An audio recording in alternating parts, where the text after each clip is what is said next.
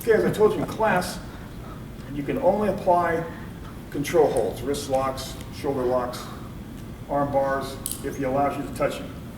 And so that's why we start all our techniques from the escort hold.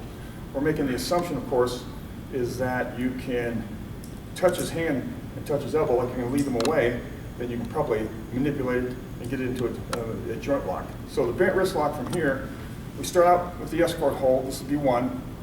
2, we bring the forearm up vertical, and with the inside arm we reach up and apply pressure to the back of the wrist, keeping it vertical as opposed to horizontal. If you allow the technique to go horizontal, just pop your elbow out. It will slip out.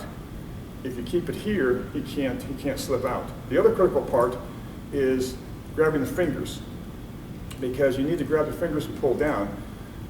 By putting pressure on the back of the hand, you stretch the tendons across that bent wrist. By bending the fingers, you actually take all the slack out of those tendons by doing that. And you can see how he hunches up, because now I'm applying more pressure to his wrist. If you do it this way with both hands, as some people do, all he has to do to get out of this is take his other hand and push up on his fingers. Just like that, and you escape. So it's very important to keep the arm vertical, pressure on the back of the hand, and roll the fingers in tight. Okay, and that's the bent wrist lock. Put your hands behind your head, because you want to be able to control that other hand, because I haven't searched him, so I don't want to get stabbed or shot. Now from this position, to handcuff from here, what I'm going to do is I'm going to have him kneel down, maintain control of the lock, and I'm going to reach underneath with my outside hand and grab his first 2 fingers with the web of my thumb, like this. Then I'm going to grab and I'm going to rotate his hand out, palm out, my thumb's on the back of his fingers, and I'm applying counter pressure against his fingers. This is finger control, or a digital lock. And from this position, then I can handcuff. I simply pull the handcuffs out, and then I'll demonstrate that right now. So we're going to reposition you. Get the old stuff here. Here we go. So flip around that way so you can do it from this angle.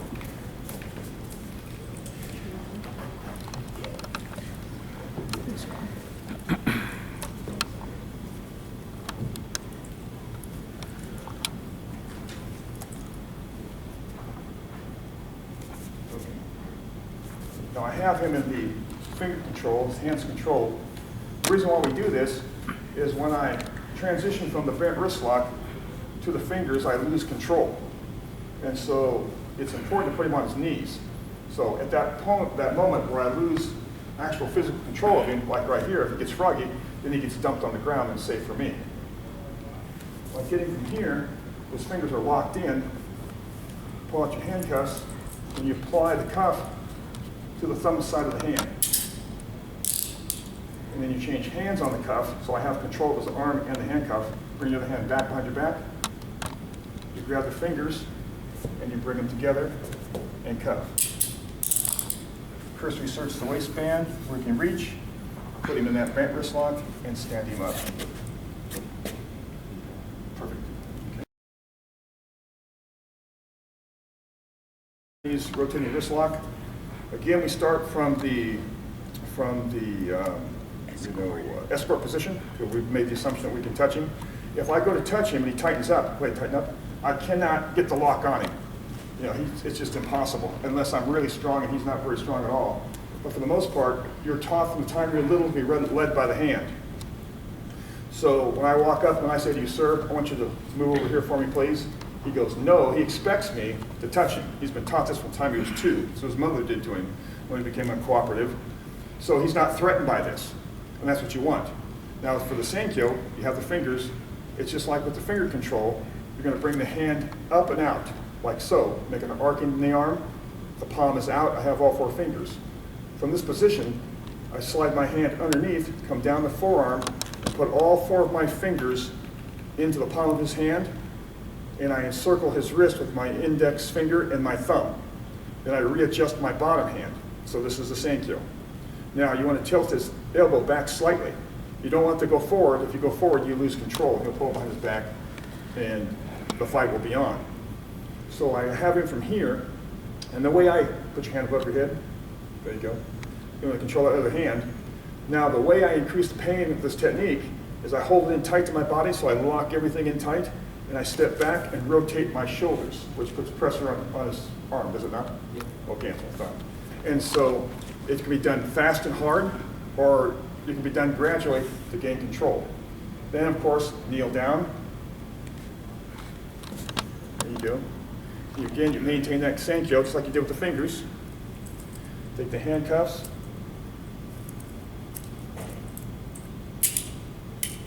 Apply it.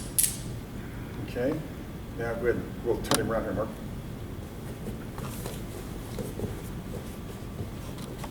You have him in this position just like you did with the finger control. Change hands on the cuff. Bring the other hand back. And cuff. Cursor search the waistband. Apply the bent wrist lock escort hold. Stand up. And we're good to go.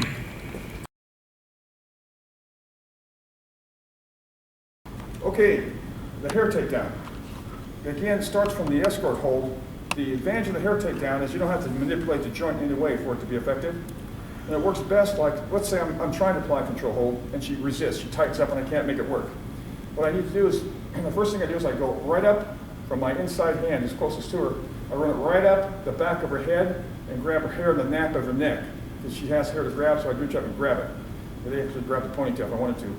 The thing about the hair takedowns, think about this, is that the hair follicles are deeper in the side of the head and in the back of the neck. So you won't pull a lot of hair out. So you'll be able to control it very well. There's also more nerve endings back there, so it really hurts. So I reach up, I grab a handful of hair on the back of her, and I grab a handful of hair on the side. And what I do is I drive her straight down to the ground, and when her arms go down, she's going to lift up because his head hurts. So go ahead and flatten out on your stomach and push your hands forward like you're an alligator. There you go, and you'll wind up like this. This is how you wind up. And what you do, of course, is hang on to that inside hand here. She happens to have a ponytail, so I'll use that. Okay. From here, bring his hand back to me, and go ahead and lay flat now. We come right on up into the handcuffing position. And you go for the fingers, you can handcuff. And so from here, let's try it again. Let's just turn around, face the other way, so we can see the back of the head. Okay. I'm here. She gets resistive, I can't control her. My hand reaches up and grabs a handful of hair here. Grabs a handful of hair here, and we start her straight down, head first, and the last moment we pull back. That will force her hands down and her body flat. Head. And put your hands up in front of you. Right there. So I have her here.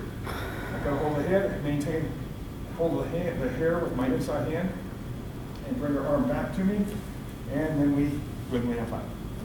And then we handcuff.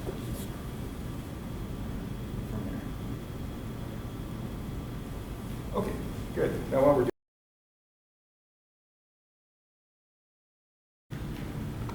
okay, the arm shoulder lock. From here, from the escort hold, we come up, I'm going to sweep the arm over and around, and it comes up onto his shoulder. And so you want to get as close to the elbow as you possibly can. And now to take her down, I put my hand on my own hand or wrist, step 45 degrees, and then I take her straight down. And then from here, knee on her back, knee on her neck, I grab the fingers, and she's in the handcuffing position. Okay? Like that. All right. Now, face this way. There you go. So backwards, so they can see. And then from here, the alternative, of course, is to go to apply the shoulder lock with the fingers. So you sweep the arm around, and notice that my arm is up. She's in the crook of my elbow, and I'm as close to her elbow as I can possibly get. Size difference makes it difficult. Now I reach up with my right hand, or my outside hand, and grab her fingers for the finger control, and then put my hand on my own bicep, and then apply finger control.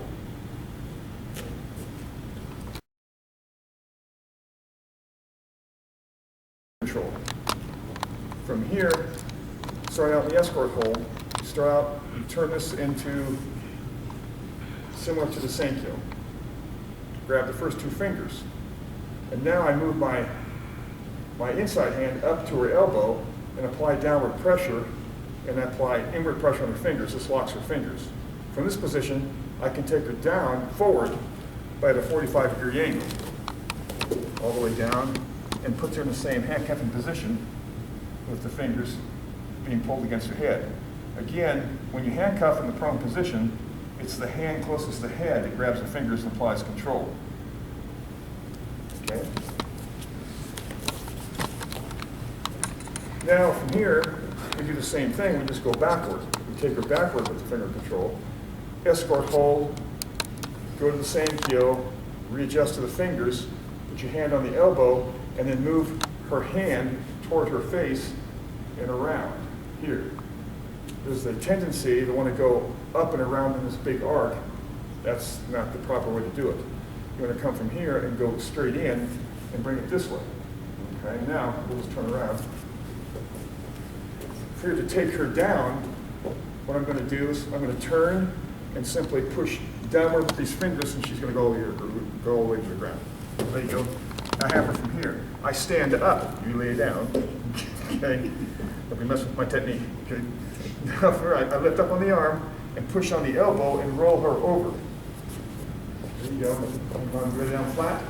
I'm working your body, and I have this control, and I'm in the perfect handcuffing position. Okay. Now, where do we let down? Now, once I have her, face up, please. Face up. There you go. This is where I'm taking you down. Okay, I've got her here like this. Okay, now, the slower I go, the more it hurts. There you go, roll over, keep rolling, there you go. It's not done quickly, it's done slowly. So I have total control. Keep that knife away from me. And so from there, and you try to work your body. And there we go, we have control.